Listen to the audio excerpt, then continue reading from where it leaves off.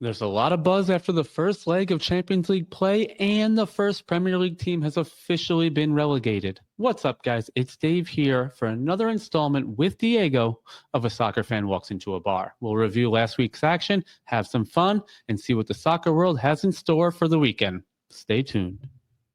All right, well, April, up, brother? We're mid-April. The weather's all over the place. Our allergies are all over the place. Oh my God, it's terrible. It's bad. Yeah. But how you been otherwise? Well, good. No, the brewery had a good weekend. You know, it was very, very productive. We have a bunch of fundraisers. Salsa night was good. Nice. And soccer-wise, I'm just going nuts with all these results what and all this week crazy. It has been. I know. And you know what? Let's just jump right into it. Yeah, let's do it. Champions There's League a lot to action talk about. midweek.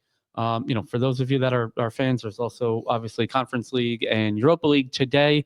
But we'll go with the big guns here. Yeah. Starting on Tuesday, Bayern Munich hosting Inter Milan, and an early goal from Lautaro in the 38th, and then alternating goals late in the game with Thomas Müller in the 85th and David Fratesi in the 88th minute.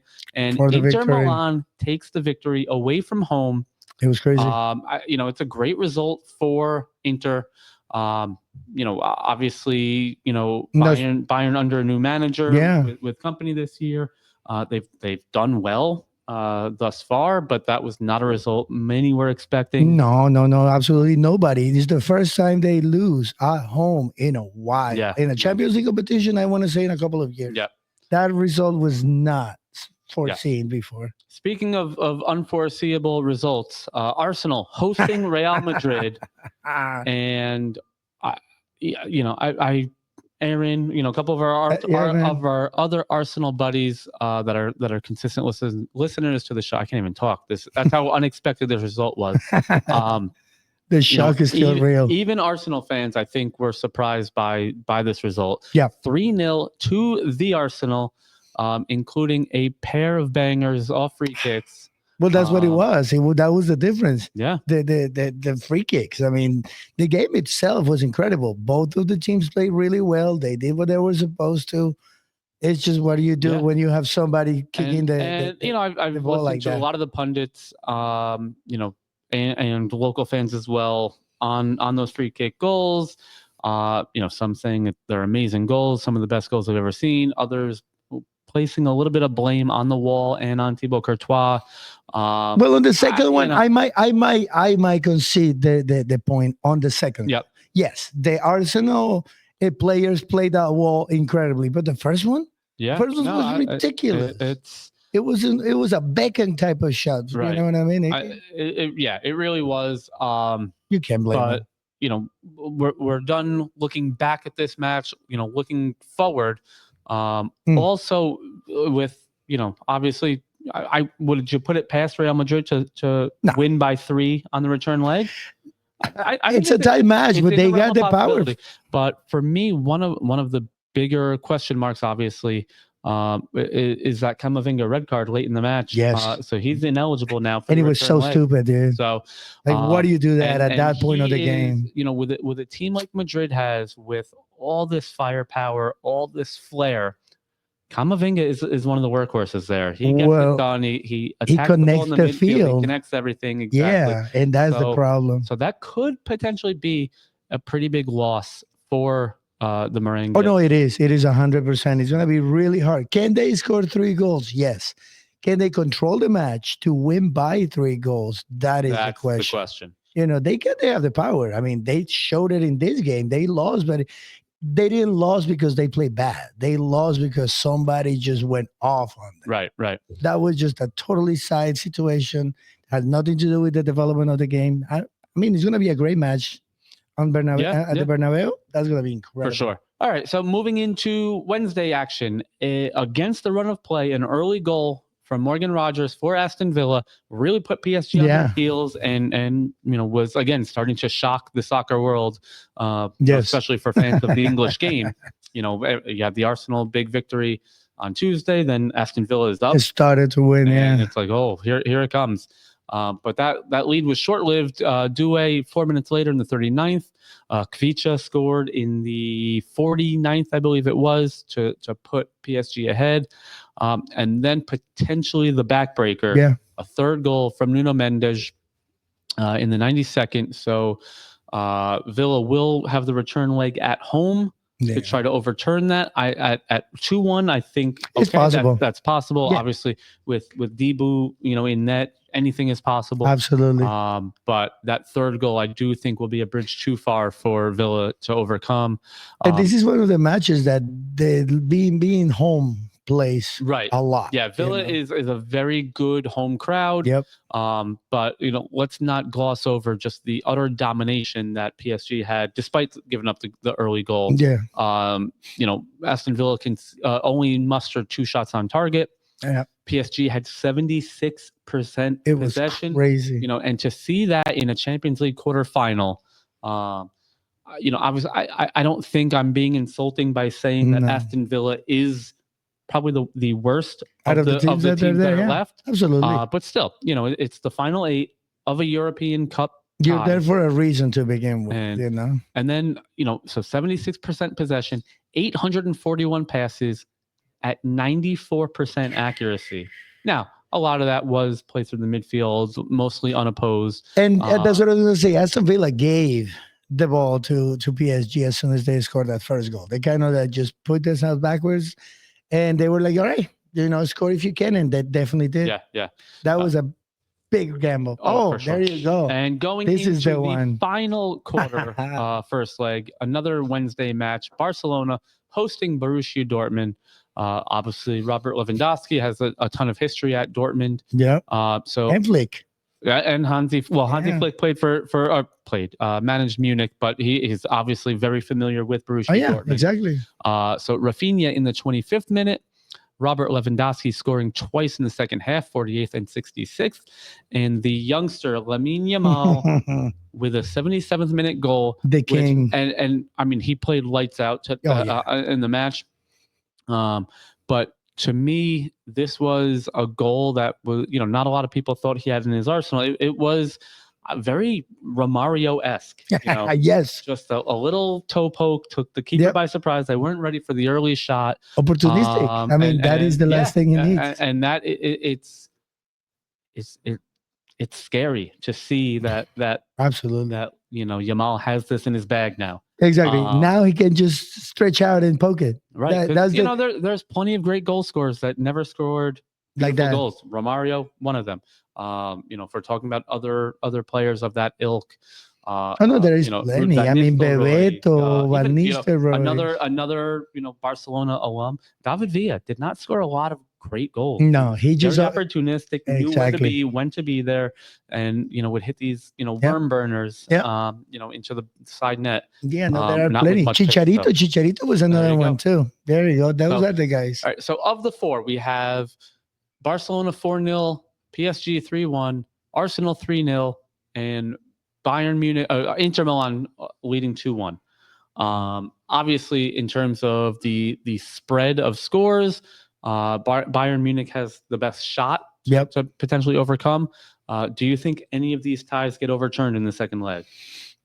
The only one will be the Madrid one. I mean, Barcelona's got his own history with comebacks. Do you think the most likely is Real Madrid to come back at the Santiago Bernabeu and overturn a 3-goal deficit?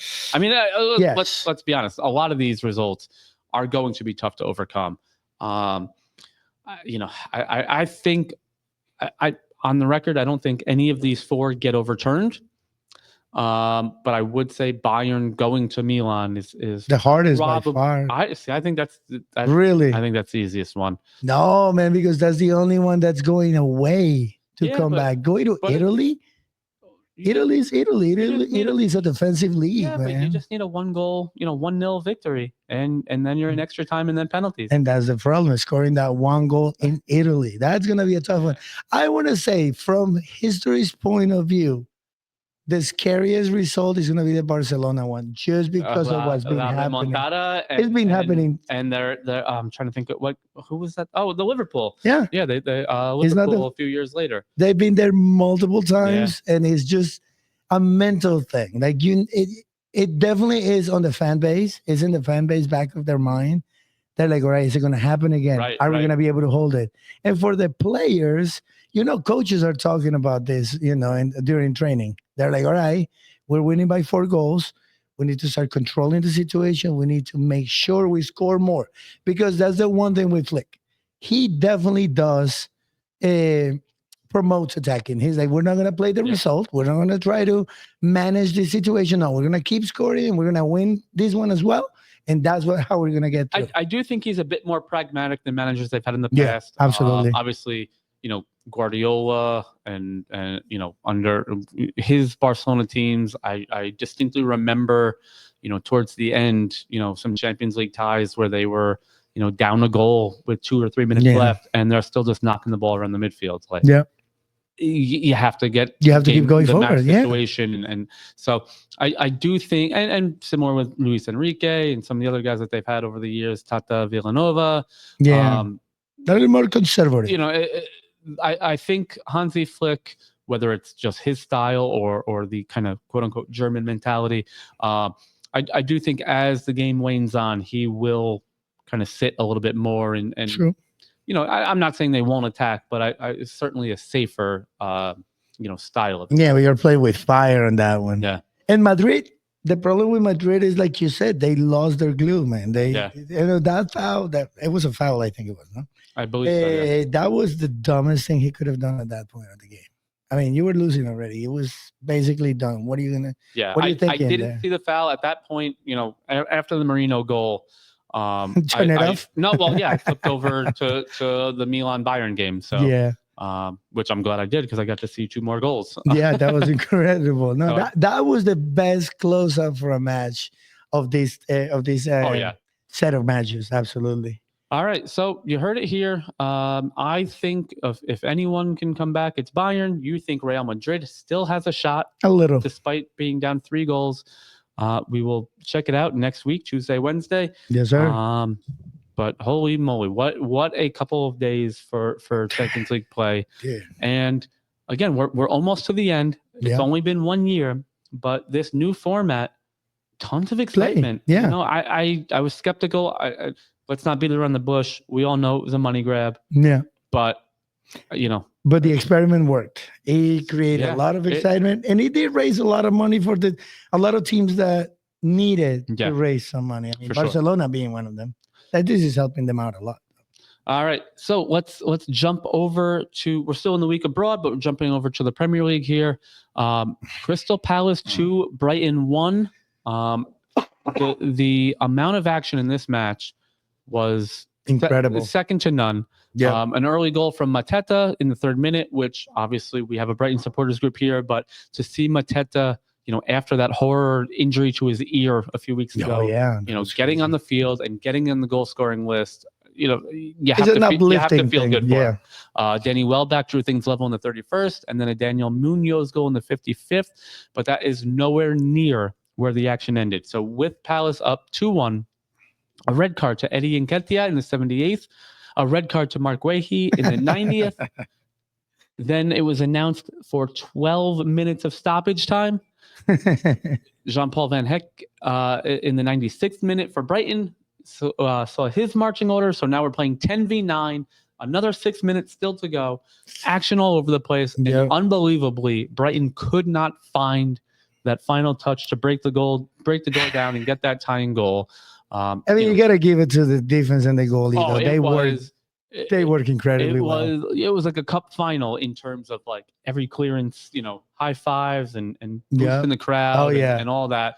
You really saw the heart of soccer in that one. That was incredible. And again, we've talked about it in the past few weeks. Oliver Glasner with this Crystal Palace squad really has them kind of flying high. Oh no, they got to fly high. Well. So they've gotten some big scalps in this recent run. Yeah. And, obviously this year for them is essentially over, but watch out for, another summer under. Hey, they achieved the goal, no relegation for them. Yep. That was the number 1 goal for them right now. And they got out of that hole and they are really thriving. I don't know if it's going to carry on to next year, but if this is the Crystal that we're going to see at the beginning of next season, watch out, everybody. Yeah, I agree.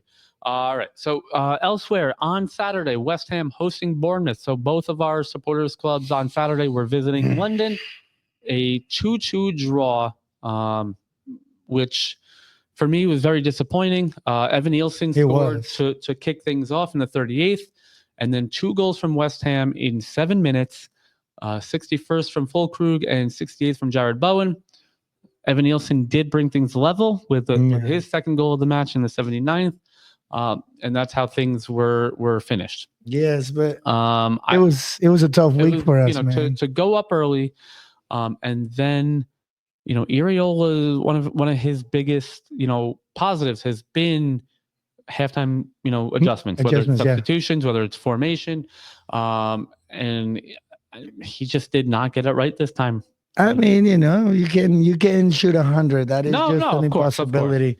But the problem it's not even just this game. I mean, we know that there were 2 games this week, and there was a disconnection. Sure, there was a true disconnect between midfielders and defense. Yep. Well, that was the thing. It wasn't like the attackers weren't trying. Evan Nielsen did his job. I mean, pretty much both of the games and all the other people in the attack. It was just like defensive midfield and defense, though. There was a disconnect between them. They kept losing the ball. They couldn't keep the possession. I don't know what happened. I mean, I guess it's going to be fixed, but this is something don't forget you had Ryan Christie nursing an injury. He is now out for the rest of the season. He did undergo a successful groin surgery. So that's an issue. You had Justin Kluivert. He's been out for the last 2 or 3 games with an injury. So, the style that Bournemouth plays, the high intensity, the high pressure, combined with all the injuries that they've had on and off throughout the year. Yes, they're finally starting to get some of these players back. But what is left in the tank? Absolutely. A style of play like this, you do need a full squad. Yes. And I wonder if that's part of the problem. No, like you said, you need your engines. I mean, Kluivert, as much as, I'd rather see Sinisterra or Tyler, he is one of those engines that kind of like promotes and moves the team forward with not only his play, but like his attitude. He is one of the leaders. So, yes, all those losses. It's sad that it's at this time of the year when you should be like, try to make your last push to get some positions. But, we'll see. I mean, we've improved from last year. Last year, we were 15 at this point. Right. And so, we still have there is still 9 games. 7 matches. 7? Yeah. I thought it was 9. No, they played 38. So still some time left. Elsewhere on Sunday, Fulham hosting and beating Liverpool 3-2. We did get a goal from Lucho to restore some order as they were down 3-1. And obviously Fulham has quality. Liverpool was on a good run.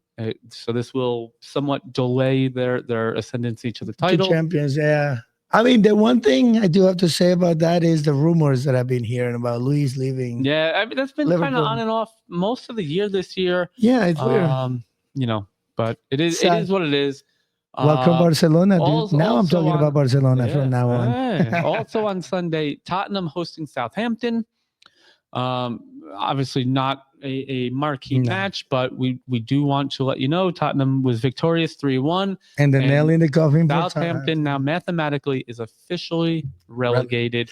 This is the earliest in the season any team in history has ever been relegated from the Premier League. I mean, it's just Southampton did nothing this year. Nothing. And there was nothing to show for what appears to be the second year in a row, the 3 teams that were promoted will immediately be relegated. So, is that a PSR thing? Is that, just the rich getting richer? Remains to be seen. Could just be a 2-year kind of blip on the radar, and we'll see what happens next year. It's difficult with those regulations because these teams don't make too much money to begin with. Right. Even if they are champions from, the bottom leagues, and now coming up, and then you get your hands tied because you're like, all right, you have so much money to spend. You can't buy new players, even though you might get new sponsors and new investors and all these things that you can get once you get promoted. But then you get your hands tied because the money's not there. You're definitely on to something there. And like I said, it remains to be seen if this will be a trend going forward. And then what we thought would be our marquee matchup this weekend, a Manchester derby at Old Trafford. It was lifeless. Yep. Scoreless draw. 7 shots total on target between the two teams. I don't understand what happened. Well, listen, as it stands right now, you have Man City in 6th place and Man United in 13th. So, you got a match where you had two teams that are mediocre right mediocre. Now. Yeah, no, that's absolutely true. Sad to say. I hate to say it. And obviously, with matches like this, usually you can throw out the record books and throw out the table, but this was a reflection of where they are. For sure. It was not a match that brought out the beautiful game. No, let's just stop there. So that will do it for us on our week abroad. We will be right back, guys, with 100 miles to home and some American coverage now. All right. Yep. Cheers. Stay tuned. Cheers.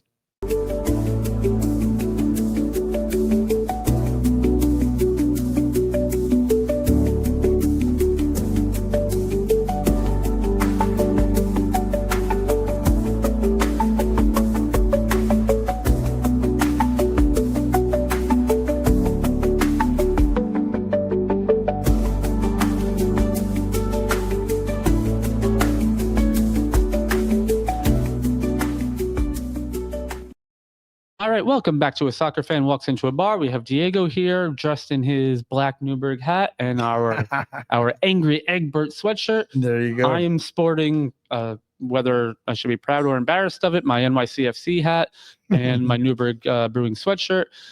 So let's jump right into it. So Saturday afternoon, I believe the match was, Red Bulls hosting Chicago Fire.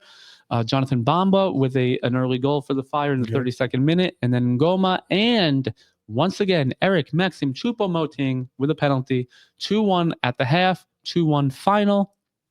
Despite only 43% possession, the Red Bulls did get the 3 points. It is what they do. It's what they do. You couldn't be more right on that, and things are starting to come good for the Red Bulls. Yeah. On the other side of the river, I wound up not going to this match because of my allergies and the weather forecast, and it was crazy. I thought I'd be disappointed by not going.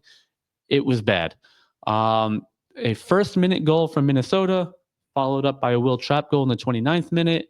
How was that? Keaton Parks, brought back some respectability with an 89th minute goal. As things were, the second half did look mostly NYCFC. But look at some of these stats: 74% possession from NYCFC, but not much out of it. 25 shots. That's not only 4 on target. You cannot have that kind of efficiency metric and that inefficiency. And it just, outside of some of the young guys that are playing for their career, it did not look good. And the results showed. So as we sit here with 7 matches played, Red Bulls are in 8th place, 3 wins, 2 draws, 2 losses. That home loss drops NYCFC to 11th place, 2 wins, 2 draws, 3 losses, and now a negative goal differential. That's not a place where you want to be. Not a place you want to be. I am hearing rumors, although I find them unfounded, of maybe Kevin De Bruyne coming to NYCFC this summer. I don't know. I can't see it. First of all, so for those of you that don't know the way the MLS works with European players under contract, or South American for that matter, you have what they call discovery rights. Yes. To up to, I want to say, 5 players. The discovery rights for Kevin De Bruyne right now are held by Inter Miami. Oh, so that's not happening. So yeah. If he wants to come to the MLS, you got to go there between the discovery rights and the weather and Messi and crew, I can't see him saying no to Miami. And no taxes. Yeah. So plenty of positives for a potential De Bruyne transfer to Miami if that's where he wants to go. The hurdles that are in their way otherwise for an NYCFC and City Football Group reunion of sorts, I just think they're unsurmountable. And on top of that, they're not playing well this year. No, so, it's not going to be a team that he wants to come in and drag. He's a serial winner. Yeah. With Man City. So why? Obviously, you're talking to an NYCFC season ticket holder. Why would he go there? Yeah. Why do I want to be here? Not that I wouldn't want him there, but why? What is the what is his incentive? There is no title chances. There is no. I mean, maybe a rebuilding. Maybe if they tell him, listen, this is your team. Tell me who you want. Nah. And even then, though, is difficult. Remains to be seen. All right, so that'll do it for our quick 100 miles to home. What's on tap? We do have a triple header on Saturday, so I will be up early, bringing my coffee. 7:30 a.m. on Saturday. Man City hosting the aforementioned hot Crystal Palace. Let's go. So, Man City. We're back to those, the Premier League table. Man City currently sits 6th place, but only 1 point back of 4th. So a victory for them would vault them right back into the Champions League spots, and more on England's Champions League spots later in our one for the road. Let's go. But Crystal Palace now at 43 points. If they continue their hot streak, they are, let me see, one of only 2 teams, it looks like, to be undefeated in their last 5 matches, the other team being Arsenal, who sits 2nd place. So in their last 5, Crystal Palace have 4 wins and made a draw. Up some serious ground. And they are really, really taking the league by storm here. Only 2 points back of Bournemouth for the top half of the table. And that's what we always go to. What's better, starting strong or finishing strong? Right. All right. Following that, at 10 a.m., Brighton and Hove Albion host due to be relegated Leicester City. So Leicester sit 19th on 17 points. Brighton on a 2-match losing streak, and before those 2 losses, also a draw, sit 9th place on 47, but right in the mix of those European spots. So they will want to get things right. Yeah, they want to start turning that table, man. But again, they are not the only ones. So you have a glut of teams ahead of them that are also kind of in that mix and looking to get things right. And then our final match on Saturday, we're going to mix it up a little bit and go to Germany. A Bundesliga clash for the ages. Der Klassiker. Bayern Munich hosting Borussia Dortmund at 12:30. We'll be here. Yep. You know what? We normally do Stein Sunday, but bring your Stein anyway. We'll fill it up. Just no price specials. And hey, who knows, if you're German, if you can sing me either of the songs of the team, I might make a deal with them. Oh boy. the Germans will descend upon Newburgh then. Yes, let's see it. Yes, sir. And, so yes, so that I'm looking forward to that one. Yes. The crowds are always great. In Germany, the fan bases are incredible. It'll be a good one to see. And then our last one, Sunday at 11:30. Newcastle United, fresh off of some more victories, and they've got the cup title this year, their first cup in I think 60 years. I want to say 70 years, something like that. They will be hosting Man United as United try to figure out what the hell they're doing. But Newcastle in 5th place on 53 points, joint with Chelsea. They could, with some more results, jump over Nottingham Forest in a couple of weeks as well. So they will be fighting for Champions League spots. And you know what? This is an easy game for them. I mean, they should get this game. It should be. But again, nobody knows, including United fans, what Manchester United team is going to show up week to week. 100%. So that being said, we have not yet advertised it. We're waiting to see a couple things, but Bournemouth does play on Monday afternoon. Okay. So we'll see. Maybe we'll do some Monday Night Football That'd here. Be cool. But stay tuned on our socials for that answer. Moving on, one for the road. You have anything? No, I like the one you brought. So our one for the road, and we were just talking about the fight for the Champions League spots. Due to their performances in European play this year, the Premier League has been awarded a 5th place in Champions League. On the heels of that win for Arsenal over Real Madrid, they have amassed enough coefficient points now to get an extra spot. To get that extra spot based on performances. It does look like probably Italy will be the 2nd spot, but there's a lot up in the air there. No, but that's beautiful. I mean, look at this right now, the way things are. Newcastle is actually on Premier Newcastle League. That's what's happening. That 5th place spot, so they would get the Champions League spot from that performance, and then everything moves down one. Obviously, with Tottenham and Man United still in European play as well, and Chelsea for that matter. They could be even more. There could be some other spots that get moved around. So that all remains to be seen. That will do it for us this week on we breezed through that one pretty quickly and pretty well, I think. Yeah, thank you for the briefness, but we were concise today. Yes. Always good for efficiency here at yes, Newburgh Brewing Company. So just give us a follow: Instagram, Facebook, YouTube, Blue Sky. Yep. We've got the Discord up and running and getting some activity on that. Throw us an email, whatever you guys want. And please don't forget to share, this build up and want to grow our community, and that's always through you guys. So share it, like it. If like I said, if it's a friend, share it. If it's an enemy, share it twice. So thank you again, guys. We will see you up in the tap room for our watch parties or right here next week on the podcast. Cheers. Be well, guys.